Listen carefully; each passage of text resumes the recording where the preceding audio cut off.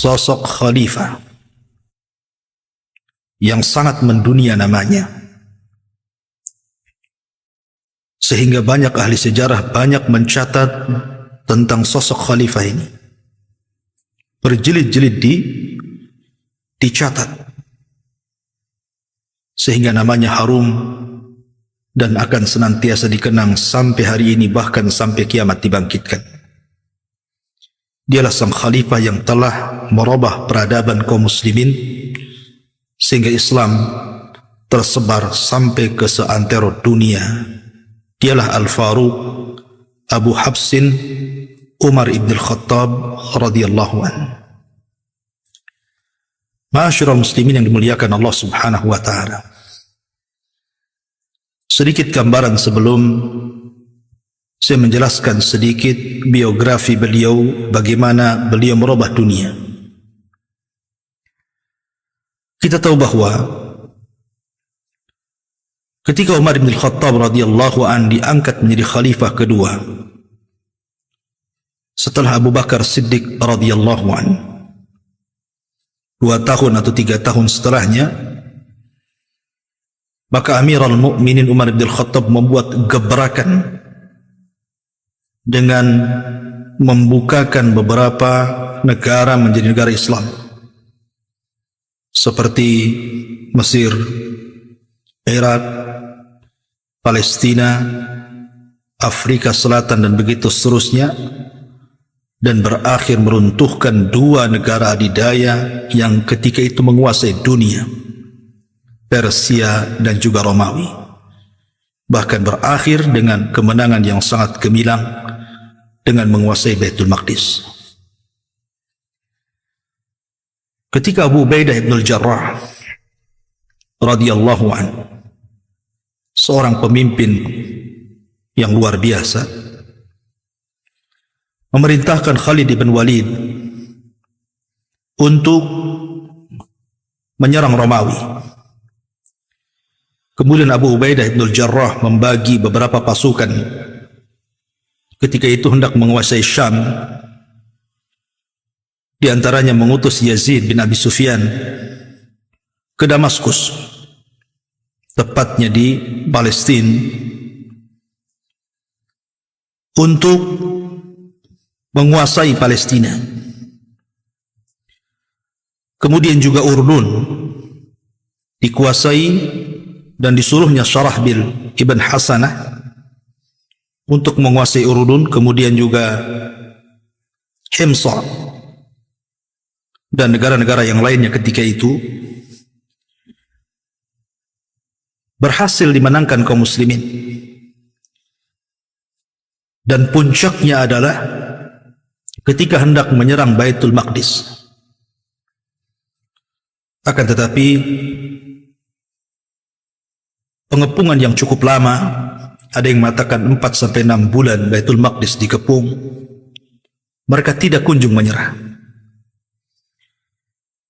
Belakangan mereka meminta syarat bahwa Baitul Maqdis akan diserahkan kepada orang yang sudah tertera dalam kitab lama mereka, bahwa orang itu memiliki alamat dan ciri-ciri yang berhak untuk mendapatkan kunci Baitul Maqdis. Datanglah Abu Ubaidah ibn al-Jarrah dan dilihatnya bukan orangnya. Kemudian datanglah Syarahbil ibn Hasanah, rupanya bukan orangnya. Kemudian Yazid bin Abi Sufyan, kemudian Amr bin As, semua ditolak, dan itu bukan ciri-ciri yang tertera dalam kitab-kitab mereka. Maka Abu Ubaidah ibn al-Jarrah mengirim surat kepada Umar bin Khattab yang ketika itu berada di kota Madinah, agar datang ke Baitul Maqdis untuk mengambil kunci Baitul Maqdis. Ketika membaca surat itu, maka Amirul Mukminin Umar bin Khattab radhiyallahu anhu memanggil Utsman ibn Affan radhiyallahu anhu dan juga Ali bin Abi Thalib untuk berkomunikasi, apakah dia harus berangkat ke Syam ataukah tidak. Maka Utsman ketika itu menyarankan agar Umar tidak berangkat. Tetapi Ali radhiyallahu an justru sebaliknya memerintahkan agar Umar berangkat, karena dengan berangkatnya Amirul Mukminin itu merupakan kemenangan bagi kaum muslimin.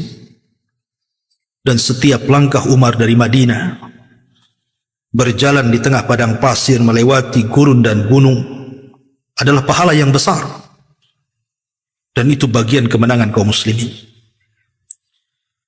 Maka Umar pun kemudian berterima kasih atas saran Uthman, karena khawatir akan kaidul kaidin, tipu daya musuh yang justru akan menjebak Umar bin Khattab radhiyallahu anhu.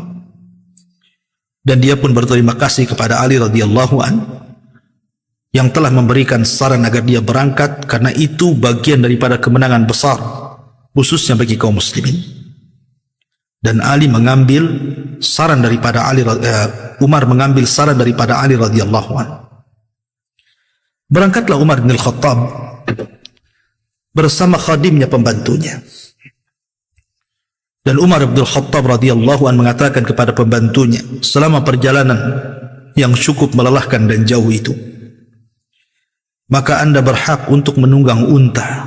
Sekali-kali saya dan sekali-kali anda. Kalau anda capek, naiklah ke untaku. Dan kalau seandainya anda sudah hilang rasa capeknya, maka kita saling bergantian.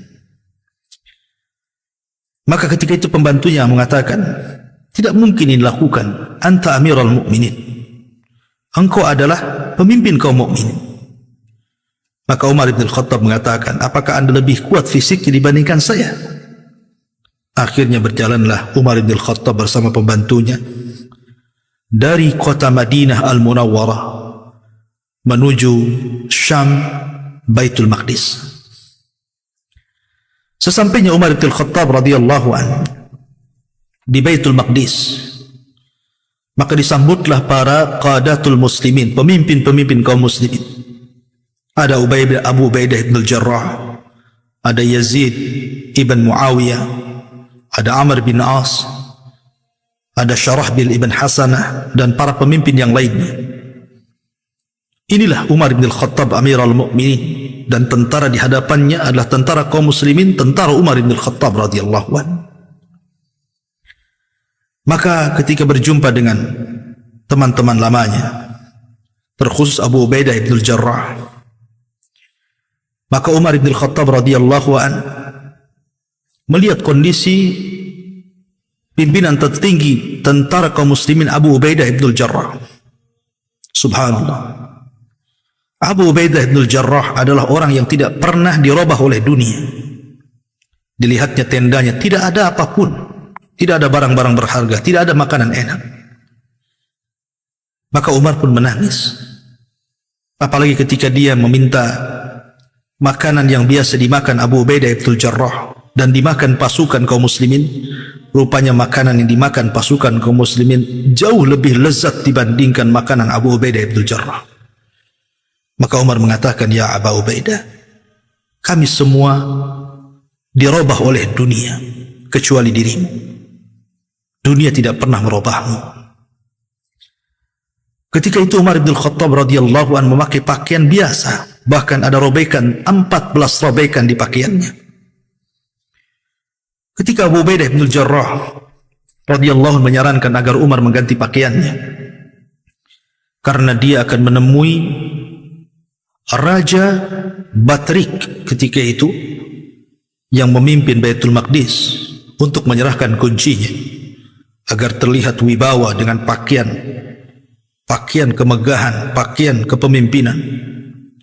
Maka Umar bin Khattab mengatakan kepada Abu Ubaidah, ya Abu Ubaidah, inna Allah a'azzana bil Islam, wa man yabtaghi al-izzata bighairi ma a'azzana Allah adallana Allah.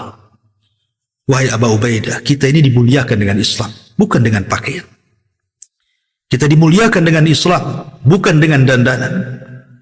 Maka barang siapa yang mencari kemuliaan selain daripada Islam, pasti Allah akan hinakan kita. Biarkan aku seperti ini. Maka Umar bin Khattab pun kemudian berjalan diapit dengan para pemimpin kaum muslimin dan tentara kaum muslimin yang sangat kuat kala itu menuju Baitul Maqdis.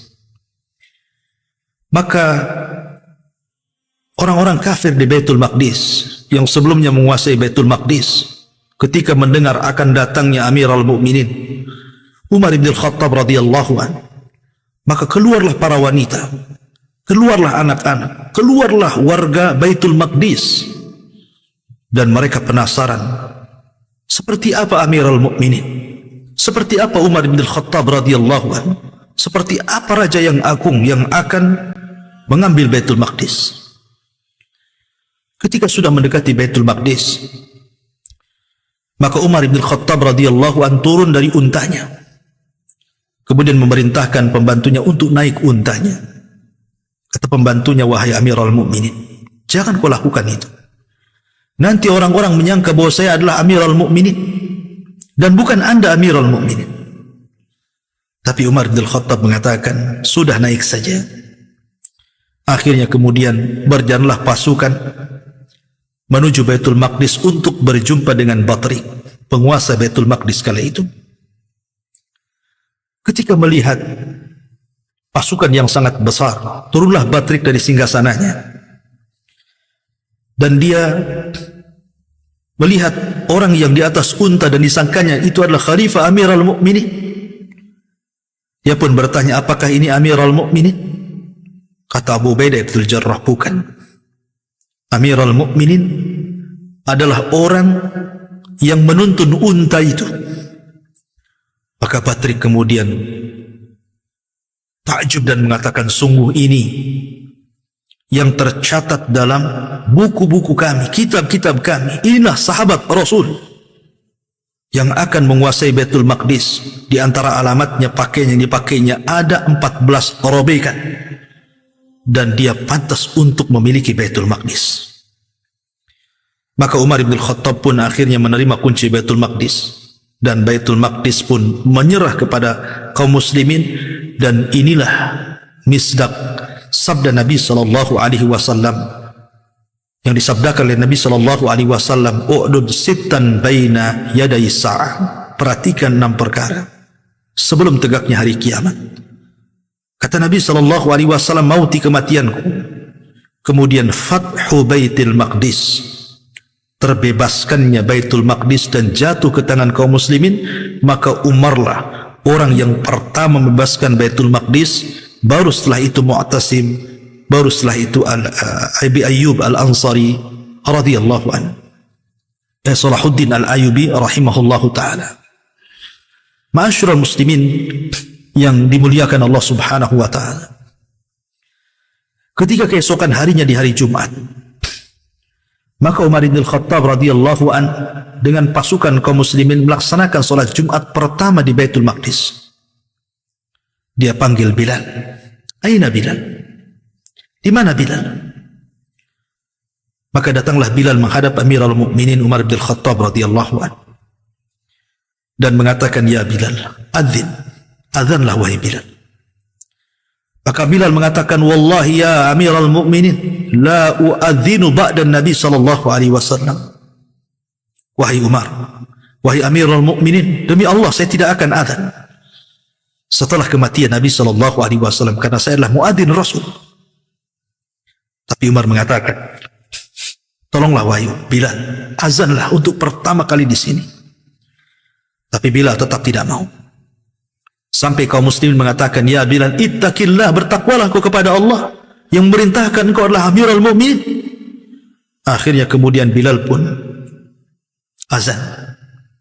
Dan ketika itu Bilal sudah tua, suaranya tidak selantang ketika dia masih muda. Maka azanlah Bilal, Allahu Akbar, Allahu Akbar. Maka para sahabat yang pertama kali menangis adalah Umar bin Khattab, kemudian para pembesar kaum muslimin, kemudian jaisul muslimin, semua menangis. Mereka teringat dengan kehidupan mereka bersama Nabi sallallahu alaihi wasallam. Seolah-olah mereka memandang wajah Rasul, bagaimana Rasul tersenyum, bagaimana Nabi sallallahu alaihi wasallam ketika mengajarkan kebaikan kepada mereka. Teringat semua bayangan-bayangan itu. Diingatkan dengan adzan Bilal ibn Rabah radhiyallahu anhu.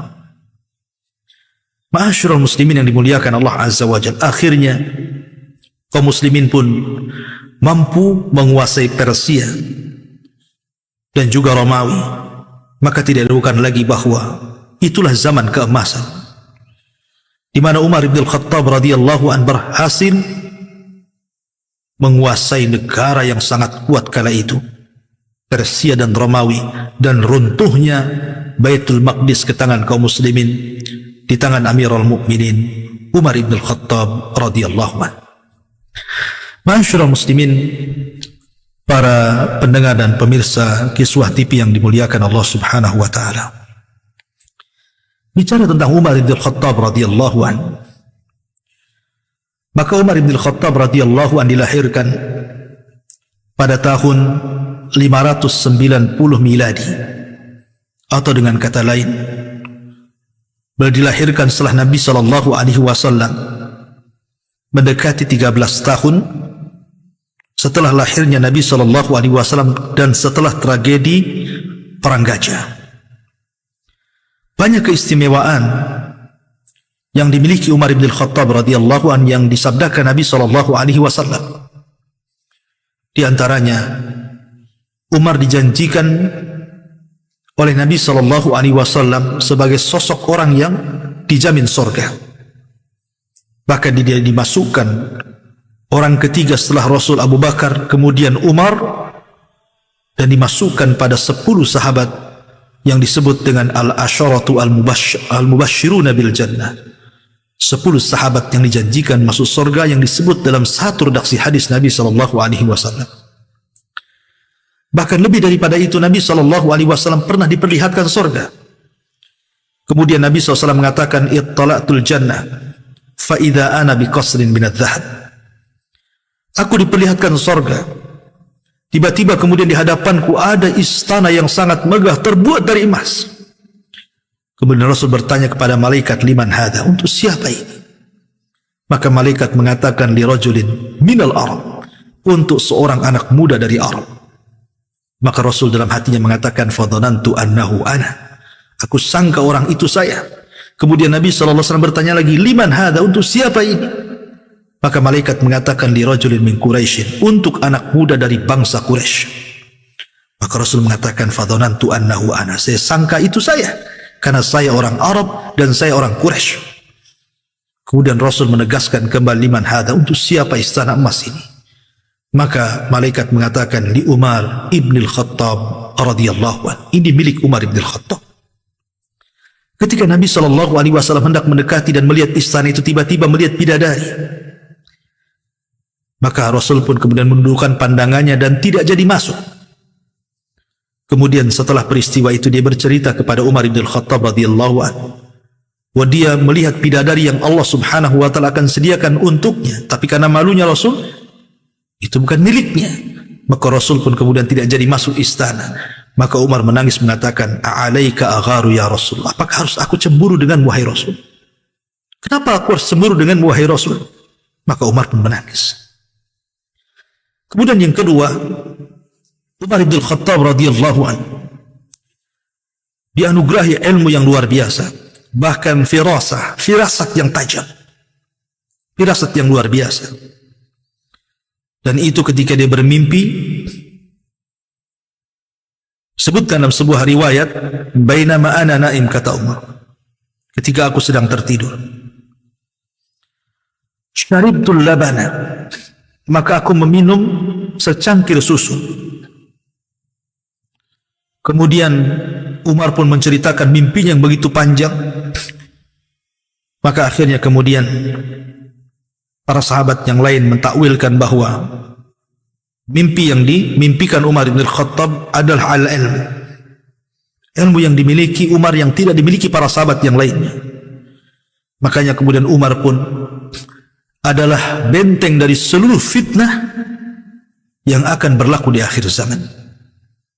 Ketika Umar bin Khattab radhiyallahu anhu bertanya soal fitnah kepada Hudzaifah ibn al-Yaman, maka Hudzaifah mengatakan, "Fitnah yang Anda maksudkan adalah fitnah yang bergelombang seperti air lautan, yang tidak mungkin dihentikan sampai kiamat.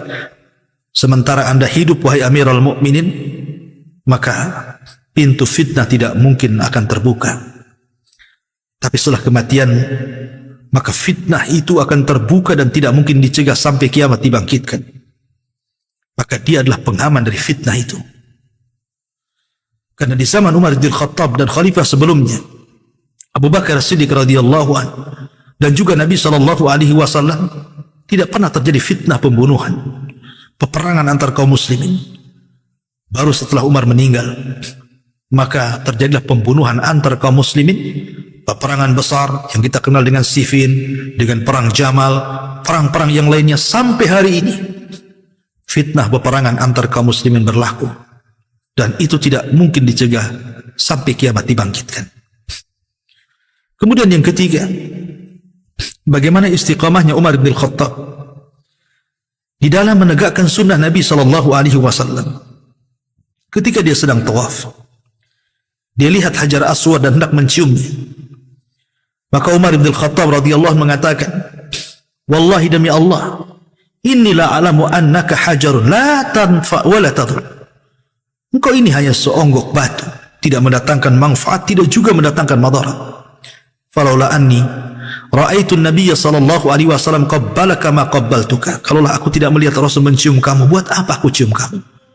Bagaimana tamasuk dengan sunnahnya Amirul Mukminin Umar bin Khattab radhiyallahu anhu, sehingga dia tidak melakukan kecuali apa yang pernah dilakukan Nabi sallallahu alaihi wasallam. Kemudian juga Umar bin Khattab radhiyallahu anhu memiliki pandangan yang sangat kuat sehingga terkadang dikuatkan oleh wahyu. Lihatlah ketika Allah Subhanahu wa taala mengharamkan 3 kali dalam ayatnya yang akhirnya total diharamkan khamar. Itu semua karena doa Amirul Mukminin Umar bin Khattab ketika dia memandang minuman keras sebagai minuman yang tidak ada manfaatnya, sehingga dia mengatakan, "Ya Rabb, bayyin lana fil khamri bayanan syafi'an." Ya Rabb, jelaskan kepadaku tentang hukum khamr, dengan penjelasan yang memuaskan. Maka turunlah ayat pertama bahwa khamr itu ada manfaatnya tetapi madaratnya lebih besar. Tapi Umar kemudian tidak puas lagi, sehingga turunlah ayat, "La taqrabus salata wa antum sukara." Jangan kau dekat salat sementara kau mabuk. Sampai akhirnya Umar pun berdoa ketiga kalinya, maka turunlah ayat, "Innamal khamru wal maisir wal ansab wal azlama ridsun min amali syaitan fajtanibuhu la'allakum tuflihun." Sungguhnya khamar dan yang sejenisnya adalah kotoran, termasuk perbuatan syaitan, maka jauhilah supaya kalian beruntung. Ma'asyiral muslimin, para pemirsa dan para pendengar yang dimuliakan Allah Subhanahu wa taala, Umar bin Khattab tentu suksesi kepemimpinan Amirul Mukminin. Kenapa dia menjadi khalifah yang mampu menyebarkan Islam bukan hanya di sekitar kota Madinah dan Mekah, bahkan perkembangan Islam sampai ke Mesir, sampai ke Palestina, sampai ke Syria, sampai ke Afrika Utara, bahkan sampai ke Armenia yang dulunya adalah di bawah kekaisaran Romawi. Akan tetapi kemudian Umar bin Khattab berhasil melakukan futuhat, pembukaan, pembebasan kota-kota dan negara-negara. Akhirnya Islam bukan hanya tersebar di kota Madinah dan Mekah, bahkan tersebar ke seantero dunia. Mesir, Palestina, Syria, Afrika, Armenia, dan negara-negara yang lainnya. Tentu tidak lepas daripada akhlak dan keadilan. Apabila disebut pemimpin yang adil, maka Umarlah orangnya. Ya, sifat adil itulah yang menjadikan Umar mampu memimpin dan menguasai dunia. Rasulullah SAW bersabda, "Sab'atun yudhilluhumullahu fi dhillihi yawma la dhilla illa dhilluh." Ada 7 kelompok yang akan mendapatkan naungan arsy Allah di hari yang tidak ada naungan kecuali naungan Allah. Maka yang pertama yang disabdakan Rasul, Malikun adil, pemimpin yang adil. Bagaimana bentuk keadilan Umar bin Khattab radhiyallahu anhu? Sedikit saya akan berikan gambaran bagaimana Umar bin Khattab radhiyallahu anhu memberikan keadilan kepada rakyatnya, sehingga Umar adalah khalifah yang sangat dicintai rakyatnya. Ma'asyiral muslimin yang dimuliakan, wajarlah Nabi SAW pernah mengatakan dalam hadis yang dikeluarkan Imam Ahmad dan dihasankan oleh Al-Albani rahimahullah ta'ala, "Lau kana ba'di nabiyyun lakana Umar bin Khattab radhiyallahu anhu. Kalau seandainya ada nabi sepeninggalku, maka Umarlah orangnya. Walakin la nabiyya ba'di, tapi tidak ada nabi sepeninggalku. Seolah-olah Umar mewarisi kepemimpinan Nabi SAW. Makanya wajar kalau Nabi SAW mengatakan dalam sebuah hadis, ketika Nabi SAW berdoa untuk kejayaan Islam dan kaum muslimin, apa kata Nabi SAW? Allahumma a'izzal Islam wal muslimin bi ahadi umaraini. Ya Allah, jayakanlah Islam dan kaum muslimin dengan salah satu dari dua Umar. Maksudnya Umar yang pertama adalah Amr bin Hisham, atau dikenal dengan Abul Hakam, atau lebih dikenal dengan Abu Jahal. Dan yang kedua Umar bin Khattab radhiyallahu anhu. Tapi Allah memilihkan kepada Rasul dengan masuk Islamnya Umar bin Khattab radhiyallahu anhu. Maka persis seperti sabda Rasul, Allahumma izzal Islam wal muslimin. Ya Allah, kuatkan Islam, jayakan Islam, muliakan Islam dan kaum muslimin. Di tangan Umar inilah apa yang disebut dengan mukjizat Rasul saat perang Khandaq. Ketika Rasul mencangkul batu, kemudian datang cahaya ke langit, kemudian Rasul mentakwilkan bahwa dua negara adidaya akan jatuh ke tangan kaum muslimin. Maka itu dibuktikan ketika kekhilafan Umar bin Khattab radhiyallahu anhu. Suatu hari Umar bin Khattab radhiyallahu anhu berlari, lari kencang, seolah-olah sedang mengejar sesuatu. Berpapasanlah Umar bin Khattab dalam riwayat Utsman, dalam riwayat Ali radhiyallahu anhu. Kemudian bertanya, ila aina tasir ya Amirul Mukminin? Mau hendak kemana kau berlari wahai Amirul Mukminin? Maka Umar bin Khattab radhiyallahu anhu mengatakan, ba'irun aflat min ba'iri sadaqah. Unta yang lari, aku mengejarnya, dan unta itu adalah sedekah kaum muslimin untuk Baitul Mal. Maka dikatakan, ya Amirul Mukminin, kenapa engkau tidak perintahkan membantumu atau mungkin pembantuku untuk mengejarnya? Maka Umar bin Khattab radhiyallahu anhu mengatakan, wailakum, celaka engkau, ini tanggung jawab diriku, aku yang akan dihadapkan di hadapan Allah. Lalu apa yang aku katakan di hadapan Allah bila Allah bertanya tentang masalah unta sedekah ini? Maka Ali radhiyallahu anhu mengatakan, laqad at'abta alladhi yaji'una ba'daka ya Amirul Mukminin. Sungguh telah membuat lelah orang-orang yang akan menjadi penerus setelahmu wahai Amirul Mukminin. Bagaimana bisa mereka akan melakukan hal yang sama dengan dirimu? Lihat bagaimana Umar bin Khattab radhiyallahu anhu. Apakah Umar takut kalau seandainya unta itu mati? Apakah Umar takut kalau seandainya unta itu hilang? Bukan itu yang ditakutkan Umar. Tetapi Umar bin Khattab takut kalau seandainya Allah akan bertanya kepadanya tentang unta sedekah yang lari dan dia tidak mengejarnya.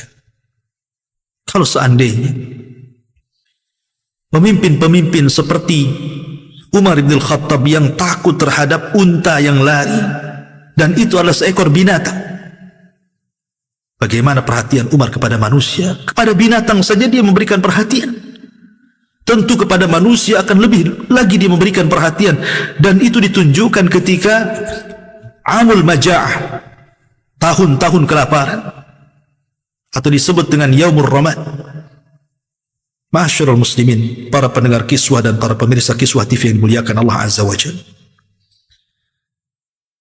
Suatu ketika negeri Hijaz terjadi kelaparan yang luar biasa, paceklik yang berkepanjangan, sehingga kemudian satu persatu manusia meninggal. Banyak bayi-bayi, anak-anak meninggal dunia, wanita-wanita meninggal dunia, orang-orang tua meninggal dunia, bahkan orang kuat pun menjadi lemah. Binatang-binatang sudah tidak berdaya, banyak yang meninggal. Umar bin Khattab melihat rakyatnya yang sedang kelaparan. Suatu ketika Umar bin Khattab pun merasa kelaparan dalam perutnya. Kemudian dia tusuk perutnya dengan jarinya dan mengatakan, ya Umar, ayuhal batnu, qarqir aw la tuqarqir, fawallahi lan taduqal lahma hatta yasba'u minhu sabiyul muslimin. Kata Umar bin Khattab, wahai perut, bunyi ataukah kau tidak bunyi? Demi Allah, engkau tidak akan merasakan daging sampai anak-anak kaum muslimin merasa kenyang. Subhanallah.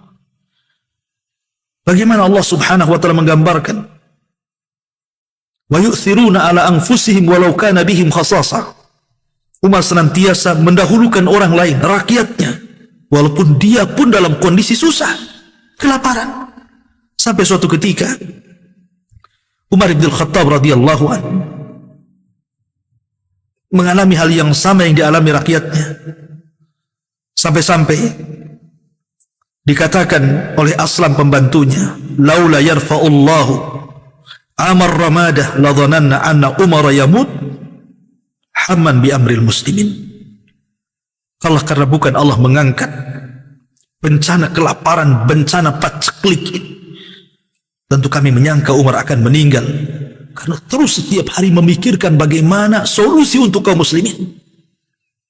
Sampai ada seorang sahabat membawa al-Maidah, membawa makanan, membawa sanamul jazur, punuk unta yang sudah dimasak, siap santap, dan juga hati unta, dihadapkan kepada Amirul Mukminin radhiyallahu anhu. Maka Umar yang pertama kali bukan langsung menyantap, padahal dia sedang kelaparan. Umar hanya mengatakan, min aina hadha? Dari mana unta ini? Dari mana makanan ini? Mereka mengatakan, ini unta baru disembelih wahai Amirul Mukminin, dan dikhususkan untuk anda wahai Amirul Mukminin. Maka Umar mengatakan, bi'sal wali ana in ta'imtu tayyibaha wa taraktu linnasi qaradisaha. Celakalah bagi seorang pemimpin kalau seandainya ini dilakukan, dan celakalah diriku menjadi pemimpin kalau seandainya aku memakan yang baiknya dan kutinggalkan yang buruknya untuk manusia. La haula wala quwata illa billah. Bagaimana Umar bin Khattab radhiyallahu terus setiap hari memikirkan kondisi manusia saat kelaparan kala itu. Dan ini wajib dan patut ditiru oleh pemimpin-pemimpin kaum muslimin. Karena bagaimanapun Allah tidak akan memandang para pemimpin yang mereka tidak memberikan perhatian penuh kepada rakyatnya. Kullukum mas'ul, kullukum ra'in wa kullukum mas'ul. Kalian pemimpin dan akan ditanya kepemimpinan kalian. Ma'asyiral muslimin yang dimuliakan Allah Azza wa Jalla. Bahkan suatu ketika Umar bin Khattab sedang berkumpul bersama para sahabatnya fi hukmi al-qadha. Memang hari itu Umar mengkhususkan bagi para sahabat, bagi kaum muslimin yang punya masalah, datang kemudian adukan masalahnya. Tiba-tiba datang syabaini musri'ah ila amiril mu'minin.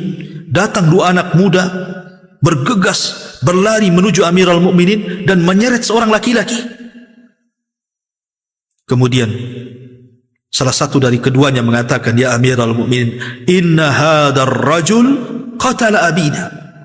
Wahai Amirul Mukminin, orang ini sudah membunuh bapak kami. Maka Umar pun melirik kepada orang yang diseret kedua pemuda ini dan mengatakan, aqataltahu? Apakah engkau sudah membunuhnya? Benar kau sudah membunuhnya?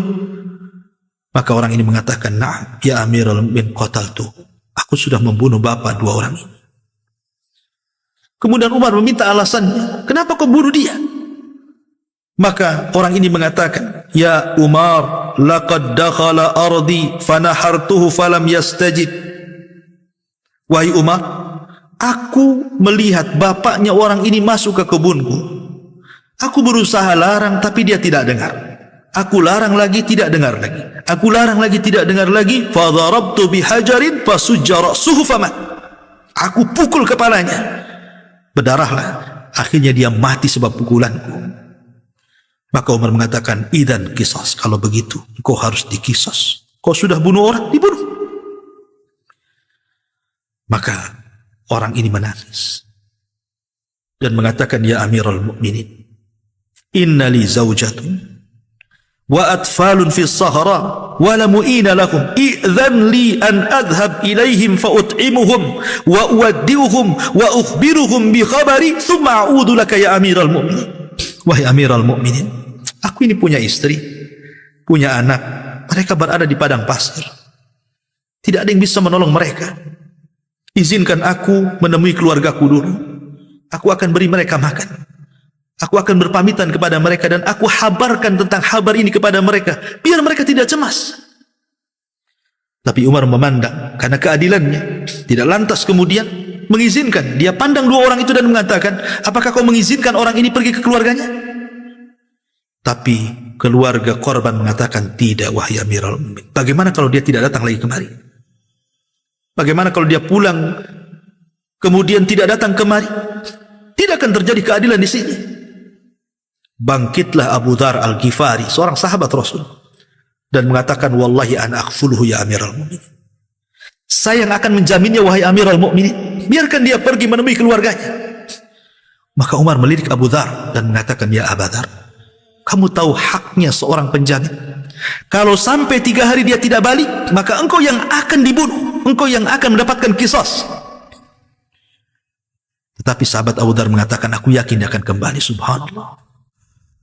Ya, karena zaman itu zaman wafat. Zaman itu zaman orang tidak akan berkhianat. Zaman yang disabdakan Nabi SAW, khairun nasi qarni, sebaik-baik generasi adalah generasiku dan para sahabatku. Akhirnya Umar pun mengizinkan orang ini untuk menemui keluarganya dengan jaminan Abi Dzar Al-Ghifari radhiyallahu anhu. 1 hari ditunggu tidak datang, 2 hari ditunggu tidak datang, 3 hari ditunggu tidak datang, hampir matahari mau tenggelam maghrib. Maka Umar pun memerintahkan agar dipanggil manusia, as-salatul jami'ah, as-salatul jami'ah. Datanglah manusia dari mana-mana karena akan terjadi qisas. Kata Umar, aina Abi Dzar? Di mana Abu Dzar? Datanglah Abu Dzar. Wahai Abu Dzar, kamu sudah tahu resiko kamu menjamin orang itu? Kata Abu Dzar, ya. Saya harus dipenggal. Akhirnya Abu Dzar pun siap dipenggal. Ketika sang algojo sudah siap untuk qisas, tiba-tiba orang itu lari dari kejauhan dan mengatakan, ana jitu, saya datang, saya datang. Maka orang-orang berteriak, ja'al qatil, ja'al qatil. Sang pembunuh sudah datang, sang pembunuh sudah datang. Maka bertakbirlah manusia, Allahu Akbar, Allahu Akbar. Karena mereka sebelumnya menangis. Bagaimana mungkin sahabat Abi Dzar harus meninggal seperti ini? Datanglah orang itu menghadap Amirul Mukminin dan meminta maaf karena keterlambatannya. Maka Umar bin Khattab radhiyallahu anhu mengatakan, kenapa kau datang? Bukankah kau bisa bersembunyi di padang pasir sehingga tidak terjadi qisas kepadamu? Lihat jawaban orang ini, mengatakan, ma alayya bi Umar wa ma alayya bin nasi, innama alayya billadhi la yakhfa alaihi sir. Aku tidak takut kepadamu wahai Umar, aku tidak takut kepada manusia. Yang aku takutkan adalah kepada zat yang tidak pernah tertutup padanya seluruh rahasia. Aku datang karena itu. Aku takut kepada Allah subhanahu wa ta'ala. Mendengar jawabannya, Umar pun menangis. Dia panggil 2 anak muda korban, keluarga korban itu, dan mengatakan, ata'fuan ba'da hadha, maukah kau maafkan setelah kejadian ini? Maukah kau maafkan setelah kejadian ini? Maka mereka mengatakan di hadapan Umar dan kaum muslimin, afauna anhu liwajhillah. Kalau begitu kami maafkan wahai Amirul Mukminin, semua karena wajah Allah subhanahu wa ta'ala. Kemudian Umar melirik kepada orang yang akan dikisos itu dan mengatakan, lima ataita wa kana bi imkanika alla ta'ti. Kenapa kau datang? Bukankah kau bisa tidak datang? Kau bisa bersembunyi. Tapi orang ini mengatakan, ya Amirul Mukminin, khasyitu an yuqal dha'al wafa bainan nas.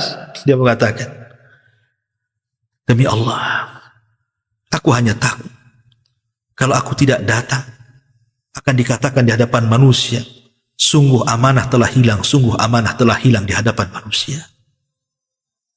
Kemudian Umar melirik kepada Abi Dzar dan mengatakan, ya Abi Dzar, kenapa kau menjadi kafir? Berani menjadi kafir? Bukankah kau tahu kafir itu, penjamin itu menggantikan posisi orang yang dikisas? Maka Abi Dzar mengatakan, ya Amirul Mukminin, khasyitu an yuqal dha'atil muru'atu bainan nas. Wahai Umar, Amirul Mukminin, saya hanya takut kalau aku tidak menjamin dia, apa yang dikatakan manusia, manusia akan mengatakan dha'atil muru'ah. Muru'ah sudah hilang di antara manusia, akhlak sudah hilang di antara manusia, sudah tidak ada lagi yang bisa membantu saudaranya. Menangislah manusia. Begitulah Umar bin Khattab menyelesaikan kasus. Keadilannya, kearifannya, rasa kasih sayangnya luar biasa. Wajar kalau dicintai dan Islam menyebar ke sana kemari. Ma'asyiral muslimin yang dimuliakan Allah Azza wa Jalla. Ketika Umar bin Khattab radhiyallahu anhu, suatu ketika tiba-tiba dia mengatakan di hadapan manusia, as-salatul jami'ah. Maka manusia datang dari mana-mana. Manusia sangka Umar akan berpidato dan berkhutbah dengan khutbah yang sangat penting dan arjan bagi kaum muslimin. Manusia datang dari mana-mana. Naiklah Umar ke atas mimbar. Umar pun mengatakan, setelah di atas mimbar dia memuji Allah, bersalawat kepada Nabi SAW. Kemudian dia mengatakan, ayyuhan nas, innama ana umairun, innama ana umairun, innama ana umair. Dia mengatakan, wahai manusia, saya hanya Umar kecil, saya hanya Umar kecil, saya hanya Umar kecil. Fanazala ala mimbari. Tiba-tiba Umar selepas mengucapkan kalimat ini langsung turun dari mimbar. Tidak ada apa-apa. Dia hanya mengucapkan kalimat itu sementara manusia sudah menunggu-nunggu apa yang dikatakan Umar. Tiba-tiba Umar hanya naik dan mengatakan, saya hanya Umar kecil, saya hanya Umar kecil. Kemudian turun mimbar. Orang mengatakan, ya Amirul Mukminin, adlalta nafsak, kau sudah menghinakan dirimu di tengah-tengah kaum muslimin. Dikiranya engkau akan menyampaikan sesuatu yang penting bagi kami. Maka Umar memberikan alasannya. Lihat alasannya. Dia mengatakan, wallahi demi Allah, inna nafsi alladhi bariha qad u'jibat fa'aradtu an udhillah. Begini, tadi malam jiwaku tergoncang sehingga aku merasa takjub dengan kekuasaanku. Aku merasa sombong bahwa aku sudah menguasai negara ini dan negara itu. Aku merasa sombong dengan keberhasilan kepemimpinanku. Dan aku ingin mengalahkan bahwa semua adalah karunia dari Allah Azza wa Jalla. Aku ingin menundukkan hatiku supaya jangan muncul takabbur, muncul ujub dalam hatiku. Makanya aku katakan, innama ana Umair, innama ana Umair. Saya Umar kecil, saya Umar kecil.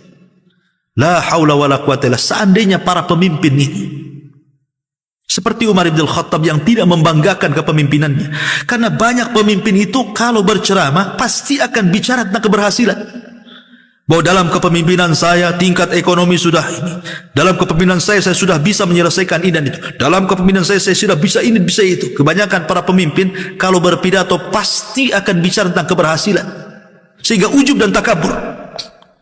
Tapi Umar tidak mau seperti itu. Sehingga dia mengatakan, innama ana Umair, saya hanya Umar kecil, bukan Umar besar. Makanya ketika dia lewat di pasar, ada nenek di situ. Tiba-tiba nenek ini memanggil-manggil, ya Umair, ya Umair. Umar tidak marah. Umar itu bahasa Arab, isim tasghir, merendahkan orang. Ya. Tapi Umar tidak marah. Umar malah menangis.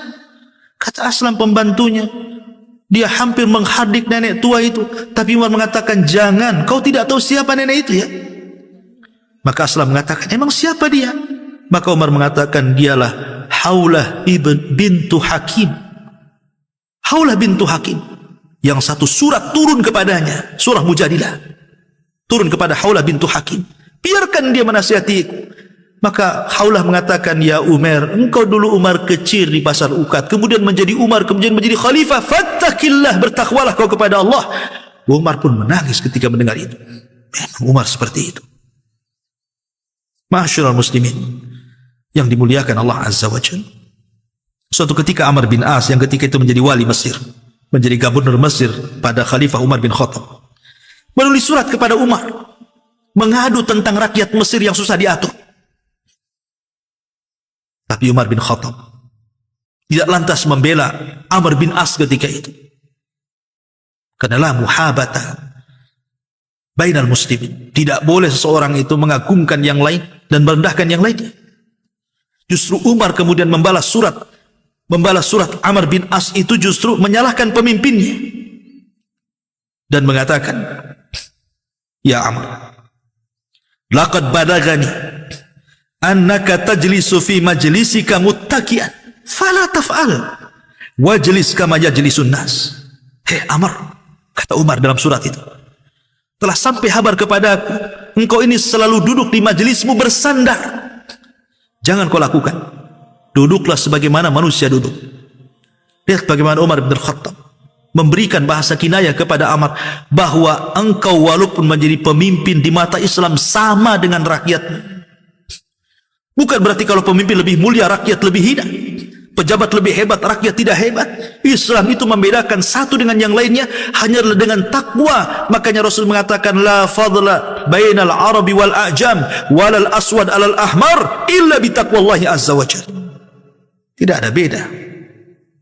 Mau anda orang Arab, mau anda bukan Arab, mau anda orang berkulit hitam, mau anda berkulit putih, yang membedakan di antara kalian hanyalah takwa. Inna akramakum indallahi atqakum. Keadilan yang ditegakkan Umar bin Khattab. Subhanallah. Bahkan Umar bin Khattab suatu ketika melihat Abu Hurairah radhiyallahu datang dari Bahrain membawa harta yang banyak.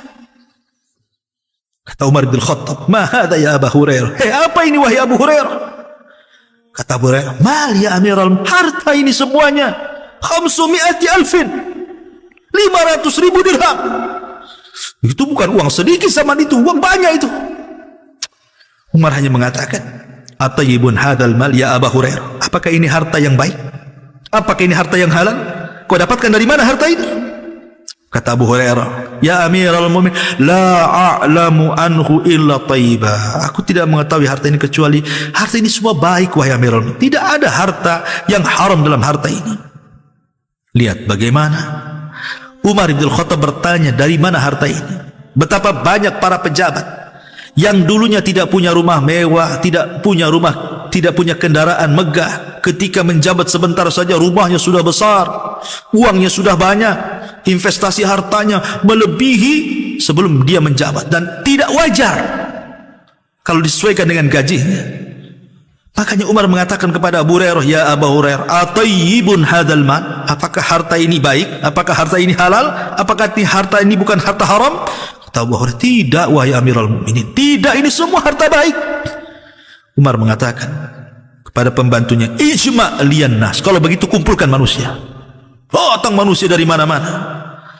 Kata Umar bin Khattab mengatakan, "Ayyuhan nas, inna hadzal mal lakum, wallahi la ubki lakum anni syai'a." Ini harta kalian, ambil. Saya tidak akan menyisakan satu dirham pun, kecuali ini milik kalian rakyatku kaum muslimin. Sehingga Umar itu kalau habis membagi-bagi harta di Baitul Mal, dia sapu sendiri Baitul Mal itu. Dikhawatirkan masih ada satu butir dirham atau dinar yang tersisa, dan dia tidak mau itu menjadi tanggung jawab berat dia di hadapan Allah Subhanahu wa taala. Lihat keadilan Umar bin Khattab, luar biasa. Wajar kalau Umar bin Khattab bisa mengubah dunia dengan keadilannya. Ma'asyiral muslimin yang dimuliakan Allah Azza wa Jalla, begitu banyak kisah-kisah Umar yang tidak mungkin dicatat tinta karena banyaknya teladan yang harus kita ikuti, terutama Anda para pemimpin. Akan tapi ikhwatu fiddin yang dimuliakan Allah Azza wa Jalla, Umar tetaplah Umar. Dia adalah manusia, sehingga dia meninggal dunia. Zaman keemasan itu sudah berlalu. Umar pun meninggal dunia dengan cara terbaik, mati syahid, ditikam oleh Abu Lulu al-Majusi saat sholat subuh. Tapi kenangan, pelajaran yang diberikan kepada kita luar biasa. Begitulah sosok Al-Faruq yang telah merubah dunia dan menguasai Baitul Maqdis, runtuhnya kekuasaan Persia dan Romawi.